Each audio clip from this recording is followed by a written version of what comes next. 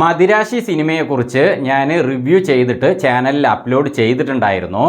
ഈ വീഡിയോയിൽ ഈ സിനിമയുടെ ഫസ്റ്റ് ഹാഫാണോ നന്നായിരുന്നത് അല്ല സെക്കൻഡ് ഹാഫാണോ നന്നായിരുന്നത് എന്നതിനെക്കുറിച്ചാണ് ഞാൻ പറയാൻ പോകുന്നത്. ഈ വീഡിയോയിലും ഞാൻ ഈ സിനിമയെക്കുറിച്ചുള്ള എൻ്റെ അഭിപ്രായം തന്നെയാണ് പറയാൻ പോകുന്നത്. പക്ഷേ ഈ വീഡിയോയിൽ ഞാൻ സാധാരണ റിവ്യൂ ചെയ്യുന്ന പോലെയല്ല കാര്യങ്ങൾ അവതരിപ്പിക്കാൻ പോകുന്നത്. ഇതിൽ വേറൊരു രീതിയിലാണ് ഞാൻ ചെയ്യാൻ പോകുന്നത്. അപ്പോൾ ഈ രീതി നിങ്ങൾക്ക് ഇഷ്ടമാണെങ്കിൽ എന്തായാലും കമൻറ്റിലൊന്ന് അറിയിക്കണം കേട്ടോ. അല്ല ഈ രീതി വേണ്ട, പഴയ ഞാൻ സാധാരണ ചെയ്യുന്ന രീതിയിൽ തന്നെ മതിയെങ്കിൽ അത് നിങ്ങളൊന്ന് കമൻറ്റിൽ അറിയിക്കണം. കാരണം ഇതൊരു പരീക്ഷണാർത്ഥമാണ് ഞാൻ അത് ചെയ്യുന്നത്. അപ്പോൾ എങ്ങനെ വേണമെന്ന് നിങ്ങൾക്ക് തീരുമാനിക്കാം. അപ്പോൾ ഈ സിനിമയിൽ തുടക്കത്തിൽ തന്നെ വില്ലന്മാരൊക്കെ ചേർന്നിട്ട് ഒരു 4 കണ്ടെയ്നറുകളിലായിട്ട് ഫുൾ തോക്കുമായിട്ട് മദ്രാസിലേക്ക് വരികയാണ്. ആയുധശേഖരവുമായിട്ട് മദ്രാസിലേക്ക് വരികയാണ്, തമിഴ്നാട്ടിലേക്ക് വരികയാണ്. അപ്പോൾ അവരുടെ ഉദ്ദേശം എന്താണെന്ന് വെച്ചാൽ ഈ തോക്കുകളെയൊക്കെ അവിടെ ജനങ്ങൾക്കിടയിലേക്ക് വിതരണം ചെയ്യണം. എന്തിനാണെന്ന് വെച്ചാൽ ഇവർ വിതരണം ചെയ്യാൻ ഉദ്ദേശിക്കുന്നത് അവിടെയുള്ള മാഫിയ സംഘങ്ങൾക്കും വില്ലന്മാർക്കുമല്ല. ആ ജനങ്ങളിൽ ചെറിയ കുട്ടികൾ മുതൽ പ്രായമായവരെ ആളുകളുണ്ടല്ലോ, സ്ത്രീകളടക്കമുള്ളവർ, അവർക്കൊക്കെ തോക്കുകൾ വിൽക്കുക. അങ്ങനെ വിറ്റ് കഴിഞ്ഞാൽ എന്താ സംഭവിക്കുക എന്ന് വെച്ചാൽ, എൻ്റെ അടുത്ത് ഇപ്പോൾ തോക്കില്ല, പക്ഷേ മുന്നിലുള്ള ആളുടെ അടുത്ത് തോക്കുണ്ടെങ്കിൽ എനിക്കും തോക്കുണ്ടെങ്കിലേ ശരിയാവുള്ളൂ. അല്ലെങ്കിൽ എന്തെങ്കിലും ചെറിയൊരു വഴക്ക് ഞാൻ ഉണ്ടാക്കിയാലും മുന്നിലുള്ള ആൾ എന്നെ തോക്കെടുത്ത് വെടിവെച്ചാലോ എന്ന് പറഞ്ഞിട്ട് ഞാനും തോക്ക് വേണമെന്ന് ആഗ്രഹിക്കും. അപ്പോൾ എന്താ സംഭവിക്കുക, ജനങ്ങളെല്ലാവരും തോക്ക് വേണമെന്ന് ആഗ്രഹിച്ച് തോക്ക് വാങ്ങാനായിട്ട് മുന്നോട്ട് വരും. അപ്പോൾ ജനങ്ങളുടെ കയ്യിൽ മുഴുവൻ തോക്കുമാകും, ഇവർക്കത് വിറ്റ് കാശുണ്ടാക്കുക, അതാണ് ഉദ്ദേശം. പക്ഷേ അവിടെ ഒരു പ്രശ്നമുണ്ട്. ഈ സിനിമയിലെ പോലീസ് ഓഫീസറായ ബിജു മേനോനും അങ്ങേരുടെ ഒരു ടീമുണ്ട്, ഒരു 5-6 പേര്. അവരും ചേർന്നിട്ട് ഈ ഒരു വിവരം മണത്തറിഞ്ഞതോടെ ഇത് സംഭവിച്ചു കഴിഞ്ഞാൽ എന്താ സംഭവിക്കുക എന്നുള്ള ആ വലിയൊരു അപകടത്തെ മുന്നിൽ കാണുകയാണ്. അതെന്താണെന്ന് വെച്ചാൽ, തോക്ക് അങ്ങനെ എല്ലാവരുടെ കയ്യിലും ആയിക്കഴിഞ്ഞാൽ ചെറിയ ചെറിയ കാര്യങ്ങൾക്ക് പോലും കുട്ടികൾ പോലും തമ്മി വെടിവെച്ച് ഒരുപാട് മരണങ്ങൾ സംഭവിക്കും, ഭയങ്കര പ്രശ്നമാവും. അത് മനസ്സിലായതോടെ ബിജുമേനോനും ആ ടീമും കൂടി ഈ വില്ലന്മാരെ ചെറുക്കുകയാണ്. പക്ഷേ അവരവിടെ താൽക്കാലികമായിട്ട് ഇവരെ ചെറുക്കുന്നുണ്ടെങ്കിലും ഈ തോക്കുകളുമായിട്ട് വില്ലന്മാർ അവരുടെ ഫാക്ടറിക്കകത്തേക്ക് പോവുകയാണ്. അപ്പോൾ ഫാക്ടറിക്കകത്ത് ഈ തോക്ക് മുഴുവൻ ഉണ്ട്. അപ്പോൾ ഈ ഫാക്ടറിക്കുള്ളിലേക്ക് പോയിട്ട് ഈ തോക്കുകളെ ഒന്ന് പിടിച്ചെടുക്കണം, അല്ലെങ്കിൽ നശിപ്പിക്കണം, വില്ലന്മാരെയും പിടിക്കണം. അപ്പോൾ ഇതിനു വേണ്ടിയിട്ട് ബിജുമേനോന് പെടാപ്പാട് പെടുന്നുണ്ട്. പക്ഷേ അതിനകത്തേക്ക് ഇദ്ദേഹത്തിൻ്റെ ചില ആളുകളെ അയച്ചതിന് ശേഷം നോക്കുമ്പോൾ അത് അത്ര എളുപ്പമല്ല എന്ന് മനസ്സിലാക്കുകയാണ്. കാരണം എന്തായാലും അവിടെ പിടിച്ചെടുക്കാനൊന്നും നടക്കില്ല. അപ്പോൾ എന്ത് ചെയ്യുമെന്ന് ആലോചിക്കുമ്പോൾ ആ തോക്കുകളെ അവിടെ വെച്ച് തന്നെ മൊത്തമായിട്ട് നശിപ്പിച്ച് കളയണം, അതാണ് നിർവീര്യമാക്കി കളയണം, അതാണ് തീരുമാനിക്കുന്നത്.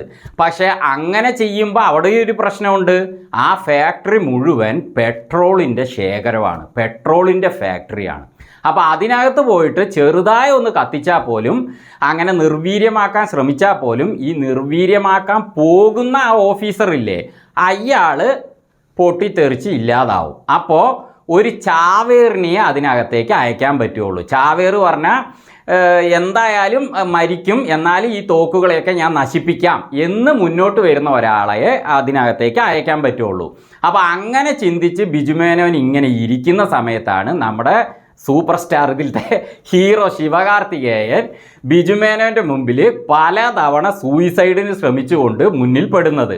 അപ്പോൾ ബിജുമേനോൻ ആലോചിക്കുന്നത്, എന്തായാലും നീ മരിക്കാൻ പോവല്ലേ, സൂയിസൈഡ് ചെയ്യാൻ പോവല്ലേ, അപ്പോൾ നീ ഇതിനകത്ത് പോയിട്ട് ആ തോക്കുകളെ നിർവീര്യമാക്കിക്കൊണ്ട് തന്നെ സൂയിസൈഡ് ചെയ്തോ, അപ്പോൾ ഞങ്ങൾക്കും അതൊരു ജനങ്ങൾക്കും അതൊരു പ്രയോജനമാകുന്നുള്ളത് ശിവകാർത്തികേയനോട് പറയുകയാണ്. അപ്പോൾ ശിവകാർത്തികേയൻ അതിന് സമ്മതിച്ചോ? ശിവകാർത്തികേയൻ അത് സമ്മതിച്ചിട്ട് ആ ഫാക്ടറിക്കകത്തേക്ക് പോയോ? തോക്കുകളെ നിർവീര്യമാക്കിയോ? വില്ലന്മാർക്ക് എന്ത് സംഭവിച്ചു? അതേപോലെ ശിവകാർത്തികേയൻ ഈ സിനിമയിൽ തുടക്കം മുതലേ ഒരു പ്രധാന സംഭവം ഉള്ളത് പ്രണയമാണ്. ആ പ്രണയം സാഫല്യമായോ തുടങ്ങിയ കാര്യങ്ങളാണ് ഈ സിനിമയിൽ, അതാണ് ഇതിൻ്റെ കഥ. അപ്പം ഞാൻ ഈ രീതിയിൽ റിവ്യൂ ചെയ്യാറില്ല, കഥയുടെ കുറച്ച് കാര്യങ്ങളൊക്കെ പറഞ്ഞിട്ടൊന്നും ചെയ്യാറില്ല. അപ്പോൾ ഇത് നിങ്ങൾക്ക് ഇഷ്ടമായ അത് എന്തായാലും കമൻറ്റിൽ അറിയിക്കുക, ഇല്ലെങ്കിൽ അതും അറിയിക്കുക. അപ്പോൾ അതിനനുസരിച്ച് ഞാൻ റിവ്യൂ ചെയ്യുന്നതാണ്. അപ്പോൾ ഈ സിനിമയിൽ തുടക്കത്തിൽ സംഭവിക്കുന്ന ഭീകര സംഭവങ്ങൾക്ക് അനുസൃതമായ രീതിയിലല്ല നമ്മുടെ ശിവകാർത്തികേയൻ രഘുറാം എന്ന കഥാപാത്രത്തിലൂടെ പുള്ളി അവിടേക്ക് വരുന്നത്. കാരണം പുള്ളി ഒരു അസാധുവായ വ്യക്തിയായിട്ടാണ് വരുന്നത്, പാവം പോലെയാണ് വരുന്നത്. കാരണം സൂയിസൈഡും ശ്രമിച്ചുകൊണ്ട് അങ്ങനെയൊക്കെ. അപ്പോൾ ഇയാൾ ഇവരുടെ കാര്യത്തിലേക്ക് അങ്ങോട്ട് ലിങ്ക് ആകാൻ, ഇതിലേക്ക് ഇറക്കാൻ പറ്റുമോ എന്ന് പ്രേക്ഷകർക്ക് നമുക്ക് തോന്നുകയാണ്. കാരണം എന്താണെന്ന് വെച്ചാൽ പുള്ളി സ്ട്രോങ് അല്ല, അവന്മാരാണെങ്കിലോ ഭയങ്കരന്മാരായ ക്രൂരന്മാരാണ്. ഇതിൽ വിദ്യുത് ജമാലാണ് വില്ലൻ. പുള്ളീനെ കുറിച്ച് പറയാനുണ്ട് കേട്ടോ. പുള്ളീനെ കാണിക്കുമ്പോൾ തന്നെ അടിപൊളി ആക്ഷനാണ്. പുള്ളി ഒരു സംഭവം തന്നെ കേട്ടോ. ഈ സിനിമയിൽ ശരിക്കും പറഞ്ഞാൽ പുള്ളിയാണ് ഹീറോ എന്ന് തോന്നിപ്പോവുകയാണ്. അങ്ങേരിലേക്ക് ഫോക്കസ് പുള്ളി അങ്ങനെ പുള്ളിയുടെ അഭ്യാസം കൊണ്ട് തിരിച്ചു വിടുകയാണ്. നന്നായിട്ടുണ്ട്, അതവിടെ ഇരിക്കട്ടെ.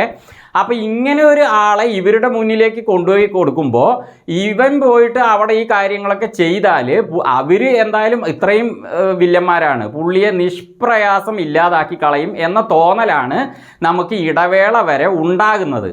അപ്പോൾ ഇടവേള വരെ സിനിമ അത്ര സ്ട്രോങ് അല്ല. എന്തിൽ? ആക്ഷൻ്റെ കാര്യത്തിലാട്ടോ ഞാൻ പറയുന്നത്. പക്ഷേ അതേസമയം ശിവകാർത്തികേയൻ സിനിമയുടെ തുടക്കം മുതൽ, സാധാരണ ശിവകാർത്തികേയൻ്റെ സിനിമകളിൽ ഞാൻ വലുതായിട്ട് ഇഷ്ടപ്പെടാറില്ല. അമരം നന്നായി ഇഷ്ടപ്പെട്ടിരുന്നു, പക്ഷേ അതിന് മുമ്പുള്ള സിനിമകളൊക്കെ എനിക്ക് വലുതായി തോന്നിയിട്ടില്ല. പക്ഷേ ഇതിൽ അങ്ങനെയല്ല. പുള്ളി വളരെ നിഷ്കളങ്കനായിട്ട് വളരെ നല്ല, എപ്പോൾ നോക്കിയാലും ഈന്ന് ഇളിച്ചുകൊണ്ട് നല്ല രസമുണ്ട് പുള്ളിയുടെ ആ അഭിനയം. അങ്ങനെ പ്രണയമാണ്, നല്ല പ്രണയമാണ്. പ്രണയത്തിൽ ഈ സിനിമയ്ക്ക് നല്ല പ്രാധാന്യമുണ്ട്. അത് നല്ല രീതിയിൽ തന്നെ ഈ സിനിമയുടെ ഡയറക്ടറും റൈറ്ററുമായ AR മുരുകദാസ് കൊണ്ടുവന്നിട്ടുണ്ട് കേട്ടോ. അപ്പോൾ അങ്ങനെ പ്രണയത്തിനാണ് ഇടവേള വരെ പ്രാധാന്യം. ആക്ഷന് ഇടയ്ക്കിടയ്ക്ക് ശിവകാർത്തികേയൻ വരുന്നുണ്ടെങ്കിലും ഇവന്മാരോട് അടികൂടാൻ മാത്രമുള്ള ഒരു ലെവൽ കാണുന്നില്ല. അതേസമയം ഇടവേളയുടെ അവിടെയൊക്കെ ഒരു ആക്ഷനൊക്കെ നടക്കുന്നുണ്ട്. പിന്നെ അവിടെ വെച്ചിട്ട് ഇടവേളയുടെ അവിടെ നല്ലൊരു ഇൻ്റർവെൽ ബ്ലോക്കാട്ടോ കൊടുത്തിരിക്കുന്നത്. അത് നന്നായിരുന്നു. കാരണം അവിടെ അപ്പുറത്ത് നിന്ന് വില്ലൻ പറയുകയാണ്, ഇങ്ങനെ ചെയ്തു കഴിഞ്ഞാൽ ഞാൻ ഇവിടെ ചെയ്യുന്ന, എവിടെ ഒന്നുകൂടി പറ പറഞ്ഞിട്ട് പുള്ളി ഇവിടെ കാര്യമായ ഒരു ഇത് ചെയ്യുകയാണ്. എന്നിട്ട് പറയാ ഇപ്പം തൊടറാ പാപ്പോ എന്ന് പറയും. ഗംഭീര ഇൻ്റർവെൽ ബ്ലോക്കാട്ടോ, നന്നായിട്ടുണ്ട്. പക്ഷേ ഇൻ്റർവെല്ലിന് ശേഷവും സിനിമയിൽ പുള്ളി ആ പ്രണയം അങ്ങനത്തെ സംഭവങ്ങളുമായിട്ട് തന്നെ പോകുന്നത്. പക്ഷേ ആ കഥാപാത്രം എങ്ങനെ ഇവരോടൊപ്പം ഇത്രയധികം കൊണ്ടുവരാൻ കഴിയും എന്ന് നമ്മൾ ചിന്തിക്കുമ്പോൾ അവിടെയാണ് AR മുരുകദാസിൻ്റെ ആ അസാധ്യ ട്രിക്സ്, പുള്ളി ആ ടാലൻറ്റ്, ആ കഥ എഴുതുന്നതിലുള്ള ടാലൻറ്റ് കൊണ്ടുവന്നിരിക്കുന്നത്. ശിവകാർത്തികേയന് വേറൊരു സംഭവം കൂടി സിനിമയിലുണ്ട്. അത് ഇടവേളയ്ക്ക് മുമ്പേ കാണിക്കുന്നുണ്ട്. ആ സംഭവത്തിൽ പുള്ളിക്ക് ഭയങ്കര ട്രാൻസ്ഫോർമേഷൻ കൊടുക്കുന്നുണ്ട്.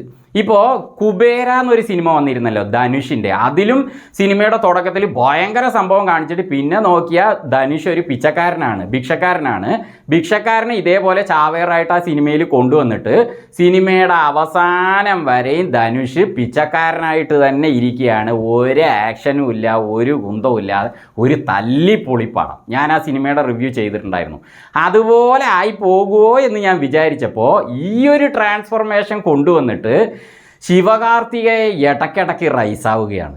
നന്നായിട്ടുണ്ട്. പുള്ളിയുടേതായ രീതിയിൽ ആക്ഷൻ ആകട്ടെ, അതേപോലെ പ്രണയമാകട്ടെ, അതേപോലെ ആ സെൻറ്റിമെൻസായ കാര്യങ്ങൾ എല്ലാം നന്നായിട്ട് ശിവകാർത്തികേയൻ ചെയ്തിട്ടുണ്ട് കേട്ടോ. ഇടവേള വരെ നമുക്ക് സ്ട്രോങ് തോന്നിയില്ലെങ്കിലും പ്രണയത്തിന് അവിടെ സ്ട്രോങ് ഉണ്ടായിരുന്നു, അത് ആസ്വദിക്കാൻ പറ്റി. പക്ഷേ ആക്ഷൻ്റെ കാര്യത്തിൽ പോരാ. പക്ഷേ ഇടവേളയ്ക്ക് ശേഷം ഇതേപോലെ തന്നെ പോയാലും ഒരു ലെവൽ കഴിഞ്ഞതിന് ശേഷം നമ്മുടെ അന്യനിലെ വിക്രം പോലെയൊക്കെ ചില സംഭവങ്ങളൊക്കെ വന്നിട്ട് സിനിമ നല്ല രീതിയിൽ ചൂട് പിടിക്കുകയാണ്. അതിൻ്റെ ഇടയ്ക്ക് നമ്മുടെ വിദ്യുത് ജമാൽ കുറേ നേരം ഓഫായി കിടന്നിട്ട് പിന്നെയാണ് ഓണാവുന്നത്. ഓണാകുമ്പോഴോ പുള്ളിയുടെ ഒരു ആക്ഷൻ ഉണ്ട് ഇതിൽ. ശിവകാർത്തികേയൻ്റെ ഒപ്പമല്ല, പുള്ളിയുടെ ഒരു സംഭവം. എല്ലാവരുടെ അടുത്ത് ഗണ്ണുണ്ട്, പക്ഷെ പുള്ളിക്ക് ഗണ്ണൊന്നും ഒരു ആവശ്യമില്ല. പുള്ളി പറന്ന് അഭ്യാസം കാണിക്കുകയാണ്. ഗംഭീര ആക്ഷൻ.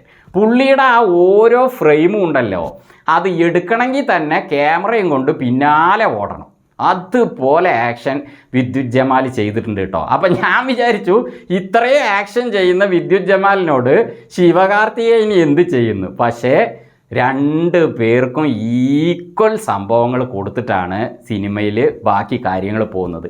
ആക്ഷനിലും തന്നെ ശിവകാർത്തികേയനും ശരി വിദ്യുത് ജമാലും ശരി നന്നായി വന്നിട്ടുണ്ട്. സിനിമ അവസാനമാകുമ്പോഴേക്കും നല്ല ഉഷാറായിട്ട് നമുക്ക് എൻജോയ് ചെയ്യാൻ പറ്റുന്നുണ്ട്. ഈ ഇടവേളയ്ക്ക് ശേഷം കുറച്ച് കഴിഞ്ഞതിന് ശേഷം ആക്ഷനൊക്കെ നല്ല പോലെ വരുന്നുണ്ട്.